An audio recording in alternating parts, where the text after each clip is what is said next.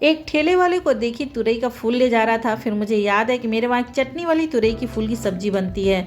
वो बहुत ही चटपटी लगती है और बहुत ही जल्दी बन के तैयार हो जाती है।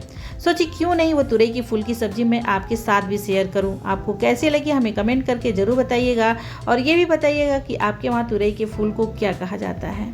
हमारे वहाँ तुरई का फूल बनता कैसे है, चलिए देखते हैं। ये रहा तुरई का फूल। कहीं कहीं पे तुरई, कहीं कहीं पे नेनुआ और कहीं कहीं पे इसे तोरई बोला जाता है। तो इस तरीके के तुरई की जो कलियां होती हैं उसे तोड़ के निकाल लेना है।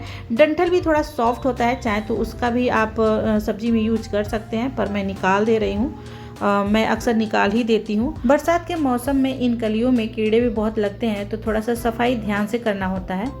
अब इन तुरई के कलियों को हमें अच्छे से धुल लेना है ताकि इसमें जो भी गंदगी हो वो हट जाए। तो यहाँ पे हम 2-3 पानी धुलेंगे अच्छे से ताकि इसमें थोड़ा सा भी किनकिनाहट ना हो। इन तुरई की कलियों की सफाई हम बहुत ही अच्छे से कर लिए हैं। अब इन तुरई की कलियों को हमें छान के निकाल लेना है। इसमें पानी थोड़ा बहुत रहेगा ही, तो जाली में निकालने की कोई ज़रूरत है नहीं। यहाँ पे मैं थाली में ही छान के निकाल ले रही हूँ। अब आप इन कलियों को चाहें तो कढ़ाई में या फिर जैसे मैं भगोने में रख रही हूँ गलने के लिए, वैसे भी आप रख सकते हैं। तो इन कलियों को मैं भगोने में डाल दे रही हूँ और इसमें डालूंगी 1 गिलास करीब पानी। थोड़ा सा गलने के लिए चाहिए ताकि ये जो कलियाँ हैं वो बहुत ही अच्छे से सॉफ्ट हो जाएं। 250 ग्राम तुरई की कलियों को साफ करने के बाद जो तुरई की कलियां बची हैं उसमें जो डेली घर पे पानी पिया जाता है उसी गिलास में 1 गिलास पानी यहाँ पे यूज कर रही हूँ। और इसमें थोड़ा सा 1/4 चम्मच यहाँ पे नमक डाल देती हूँ। फिर इसे गैस पे चढ़ा देना है और गैस के स्लो फ्लेम पर इसे बहुत ही आराम से पकने देना है, बीच बीच में चला भी देना है। अब इन तुरई की कलियों को और भी टेस्टी बनाने के लिए यहाँ पे हम थोड़ा सा मसाले तैयार कर लेते हैं, जिसमें चाहिए 1 से 1.5 चम्मच पीला सरसों, आधे से 1 चम्मच धनिया। घर पे जो आप गरम मसाला यूज करते हो आवश्यकता अनुसार वो ले लीजिएगा, स्वाद अनुसार लाल मिर्च पाउडर। अब इन मसालों को हमें अच्छे से पीस के तैयार कर लेना है। अब ये रही चटनी जिसमें रहता है ढेर सारा लहसुन और हरी मिर्च, अदरक। इन्हें हमें अच्छे से दरदरा कूट लेना है। आप चाहे तो सिलबट्टे पे भी पीस सकते हैं। आपको तो पता ही होगा कि सिलबट्टे की चटनी की बात ही कुछ और होती है।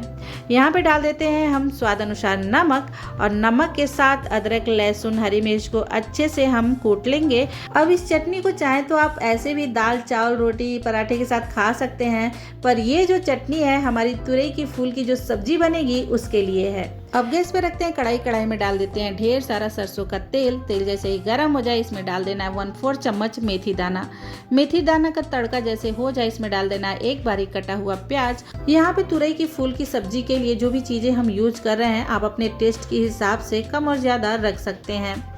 अब प्याज को हम अच्छे से भून लिए हैं। ये देखिए प्याज हल्का ब्राउन हो गया है और प्याज में हल्का हल्का बबल भी आ रहा है, यानी कि प्याज हमारा जो है बहुत ही अच्छे से फ्राई हो गया है। अब इसमें डाल देते हैं अदरक, लहसुन, हरी मिर्च की जो चटनी है वो डालेंगे और इसे भी प्याज के साथ अच्छे से हम भूनेंगे। हल्का ब्राउन, बहुत ज़्यादा नहीं भूनना है। इससे क्या होगा कि जो तेल का टेस्ट है बहुत ही चटपटा हो जाएगा। अब इसमें डाल देते हैं 1 बारीक कटा हुआ टमाटर। टमाटर आप कम ज़्यादा कर सकते हैं। वैसे साग में बहुत ज़्यादा टमाटर डालना भी नहीं चाहिए, खट्टापन टमाटर का थोड़ा सा अलग हो जाता है। अब यहाँ पे देखेंगे तो टमाटर भी बहुत ही अच्छे से गल गया है। अब जो मसाले हम पीसे हैं वो सारा मसाला यहाँ पे पड़ जाएगा और इसमें डाल देते हैं हल्दी पाउडर, थोड़ी सी कसूरी मेथी। अब इन सभी मसालों को हम अच्छे से मिक्स करेंगे और गैस के स्लो फ्लेम पर थोड़ी देर के लिए बीच बीच में चलाते हुए हम इन मसालों को भून लेते हैं ताकि जो मसाले हैं वो कच्चे हैं वो अच्छे से भुन जाएं। तो चलिए भूनते हैं।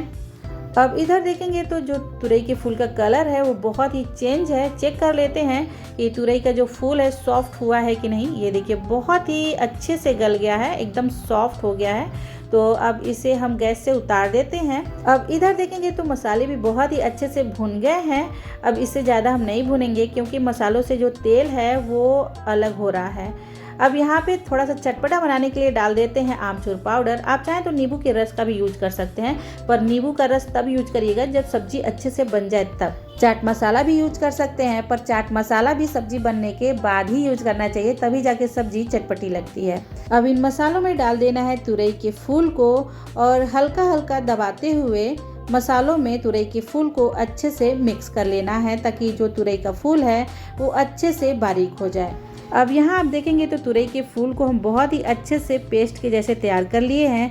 अब गैस के स्लो फ्लेम पर बीच बीच में चलाते हुए तुरई के फूल को थोड़ी देर के लिए और मसालों के साथ पका लेते हैं। अब यहाँ देखिए तुरई का फूल जो है देखिए किनारों किनारों पे तेल छोड़ रहा है, यानी कि हमारी तुरई की जो फूल की सब्जी है बहुत ही अच्छे से बन के तैयार है। अगर आप तुरई की फूल की सब्जी को और भी टेस्टी बनाना चाहते हैं तो उसमें 1 चम्मच देसी घी या फिर बटर का इस्तेमाल ज़रूर करें। अगर आपको नहीं पसंद है तो आप स्किप भी कर सकते हैं, पर मुझे तो पसंद है इसीलिए मैं घी का इस्तेमाल ज़रूर करती हूँ। अब जाके ये हमारी सुपर टेस्टी चटनी वाली तुरई की फूल की सब्जी बन के तैयार है।